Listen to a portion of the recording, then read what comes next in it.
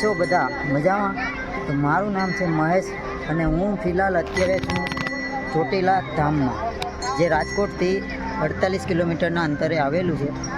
તો વિડીયોમાં ખાસ કરીને બન્યા રહેજો. આ વિડીયોની અંદર હું બધી ડિટેલ તમને આપવાનું છું અને આ જગ્યા વિશે એક્સપ્લોર કરી છું અને આ ચામુંડમાનો ઇતિહાસ છે એ હું આ વિડીયોની અંદર આપવાનું છું. તો વિડીયોમાં બન્યા રહેજો અને વિડીયો સારો લાગે તો વિડીયોને લાઇક કરી અને શેર કરી દેજો અને ચેનલ પર નવા હોય તો ચેનલને સબસ્ક્રાઈબ કરવાનું ભૂલતા નહીં. તો મારી પાછળ જે મેઇન ગેટ છે ત્યાંથી સીડી આવે છે, ત્યાંથી પગથિયા શરૂ થાય છે. પગથિયા એક્ઝેક્ટ 600થી 650 જેટલા પગથિયા છે એ તમારે ચડવાના રહે છે અને પછી ચામુંડમાના દર્શન કરવા. વિડીયોમાં બન્યા રહેજો અને ચામુંડમાના દર્શન પણ હું તમને કરાવીશ. તો સૌથી પહેલાં તમને અહીંયા ચામુંડા માતાજીનું નાનું મંદિર તમને અહીંયા જોવા મળશે. બધા દર્શન કરતા હોય છે.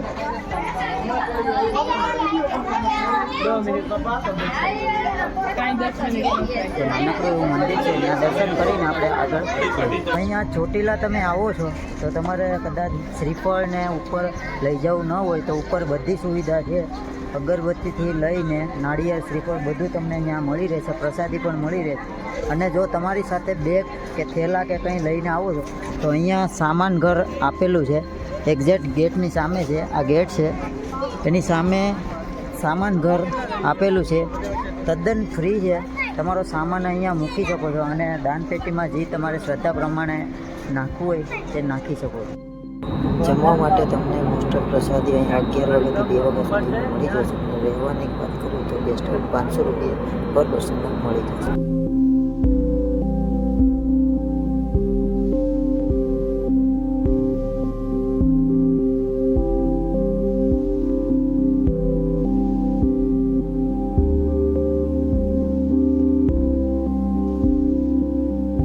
પગથિયા વચ્ચે આ હિલ આવે છે પગથિયા, એટલે રોજનું ટ્રાવેલિંગ કરતા હોય એને તો વાંધો ન આવે. બાકીને જો બધા બેઠા છે જે મોટી ઉંમરના છે તો જઈએ પહેલાં ઉપર, પછી દર્શન કરાવું તમને ચામુંડ માતાજીના. અને આપણે ચામુંડ માતાજીનો ઇતિહાસ પણ આ વિડીયોની અંદર બતાવવાના છે. અને ત્યાં ઉપર એવી સુવિધા છે જે બધી આ વિડીયોની અંદર હું માહિતી આપવાનું છું. તો વિડીયોની અંદર બન્યા રહેજો અને વિડીયો નવા હોય તો વિડીયોને લાઈક કરીને શેર કરી દેજો અને ચેનલ પર નવા હોય તો ચેનલને સબસ્ક્રાઈબ કરવાનું ભૂલતા. તો અહીંયા તમે ઉપર આવો એટલે અહીંયાથી પૂરું ચોટીલા ધામ જે સિટી છે એ અહીંથી જોવા મળે છે. કંઈક આવો નજારો છે. અને અહીંયાથી હવે થોડાક પગથિયા રહી ગયા ને બાકી ચડવાના, એટલે અમે ઓલમોસ્ટ પૂગવા આવી ગયા છે. અહીંથી ચામુંડમાનો જે મેન દર્શનનો ગેટ છે એ એક્ઝેક્ટ સામે છે.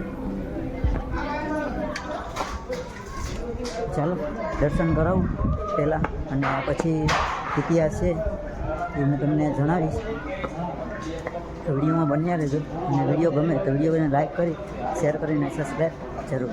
સૌથી પહેલાં તો તમને અહીંયા બટુક ભૈરવ દાદાનું સ્થાનક જોવા મળશે, જે આખા મંદિરની રક્ષા કરે છે. બટુક ભૈરવ દાદા. તો શરૂઆતના દર્શન કરીને આપણે ઉપર તરફ જઈએ.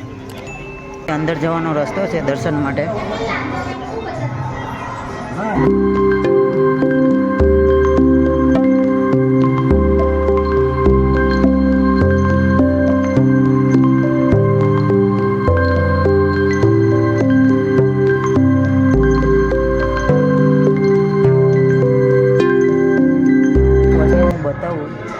જે માનતા વાળથી રાખીને આવતા હોય, જેના વાળ ખરતા હોય, એની માનતા પૂરી થઈ જાય તો અહીંયા જે ડુપ્લિકેટ વાળ હોય એ અહીંયા તમને સામે દેખાય છે.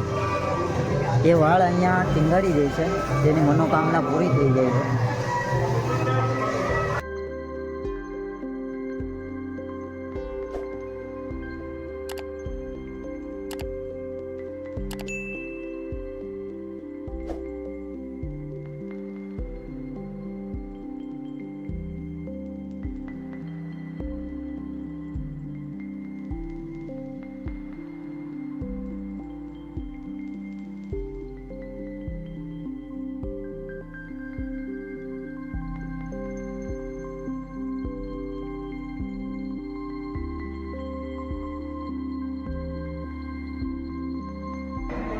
તો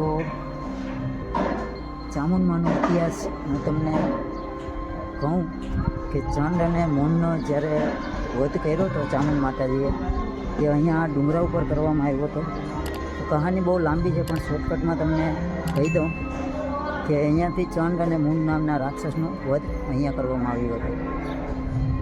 તો વિડીયો તમને સારું લાગ્યો હોય તો વિડીયોને લાઈક કરીને શેર કરી દેજો અને ચેનલ પર નવા હોય તો ચેનલને સબસ્ક્રાઈબ કરી દેજો. મળીએ નવા વિડીયોની અંદર.